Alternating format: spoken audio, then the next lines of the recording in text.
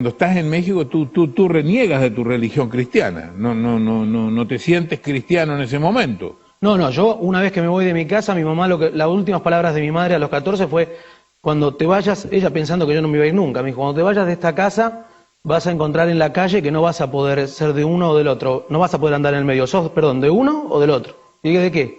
¿O de Dios o del diablo? Y yo le dije: yo me voy con el diablo. ¿Y tuviste 10 años con el diablo? Sí. Renegando de tu religión. Sí, porque, don Francisco, usted tiene que entender que en el mundo cristiano, o los creyentes, que entienden del poder de Dios, también conocen del poder del enemigo. Y yo quería utilizar, si bien yo había nacido en un lugar cristiano y entendía ese poder, quería manipularlo a mi favor. Y hay algo que cambia tu vida, hay algo que es un quiebre total. Total, un antes y un después. Llegamos a la Ciudad de México para un evento importante de rock, que auspiciaba un canal de música muy famoso, y bueno, yo salgo a comprar unos instrumentos, y bueno, somos secuestrados, somos abordados por un grupo así, comando. Y tú eras exitoso artísticamente. Artísticamente nos estaba yendo, era como que estaba llegando mi momento, por eso, digamos, era la impresión mía, digo, ¿por qué? ¿Por qué ahora, no? Porque era mi momento, era mi oportunidad, después de haber tantos shows. Me están secuestrando con engaños, porque primero me dijo que era un vendedor de instrumentos, muy bien vestido el muchacho, y yo creo en él, lo sigo. ¿Esto fue en México? En México. Y nos dirigimos hacia una zona donde, bueno, finalmente me terminan secuestrando a mí y a toda la banda. Digamos, salen 5 hombres más y, bueno, nos rodean armados. ¿Y qué pasa ahí? De ahí nos llevan a Tepito. Y ahí empieza el verdadero rock and roll, porque ahí yo dije: bueno, acá no salgo más, acá me matan. Y empiezan a hablar, querer negociar con la compañía discográfica por plata, y van pasando las horas y yo voy viendo que esto se termina. Y ahí, recién ahí, es donde yo me acuerdo de mi mamá, de su fe, de sus oraciones. En un momento te ponen una pistola en la cabeza. ¿Qué pasa en ese momento? Bueno, él ya no puede negociar más y me apunta. Yo estoy todo tatuado, entonces él se sentía todo el tiempo como que físicamente yo lo agredía. No sé por qué, pero no había conexión con él. El resto de la banda no los provocaba tanto, pero a mí es como que el castigo era todo el tiempo conmigo. Entonces me apunta a la cara y me dice: ¿crees en Dios? Y yo digo, pero adentro mío pensé: ¿por qué a mí? Porque no le pregunta a todo el resto de mis músicos que son ateos, ¿por qué a mí? Yo, que escondí todo mi pasado, nadie sabía que yo había nacido en un hogar cristiano, y encima yo era el más salvaje de todos dentro del ambiente del rock. Y entonces no sabía qué responder, y de adentro del estómago me sale decirle sí. Y cuando le dije que sí, me dio miedo haberle dicho que sí, que creía. Y me tapé la cara y dije: bueno, acá me voy. Y por lo contrario, esperé, y cuando lo vuelvo a mirar, el muchacho me hace con el arma, me dice: si me hubieras dicho que no, te hubiera matado. Se guardó el arma y salió de la habitación. Empezó a discutir con el resto de los secuestradores. Y ahí yo siento un cambio en mí, físico.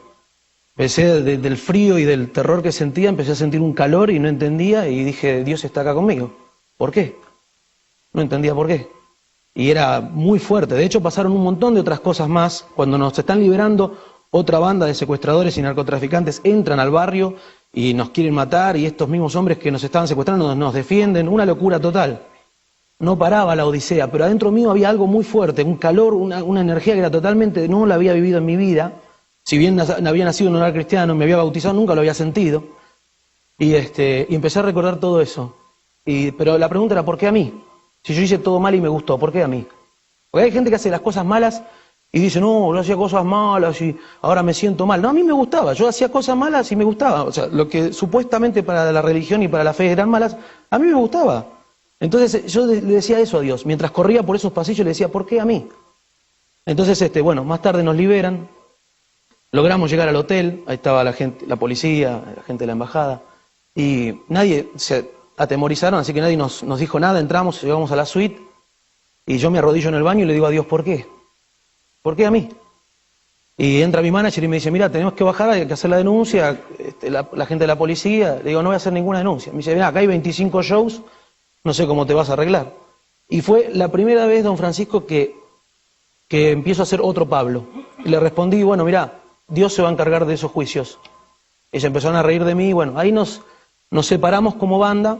¿Volviste a tu casa de Argentina? Me tomo un avión y cuando llego están los periodistas en Argentina, pero bueno, yo les pido por favor que no me interesa hacer una nota de ese estilo.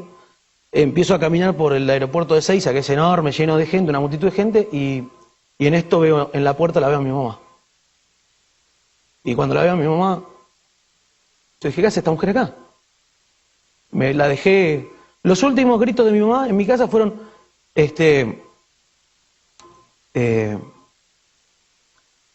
los últimos gritos de mi mamá, ella, yo sé en quién deposité mi fe, gritaba. Y yo la escuchaba de media cuadra, más o menos. Y yo dentro mío estaba orgulloso de irme.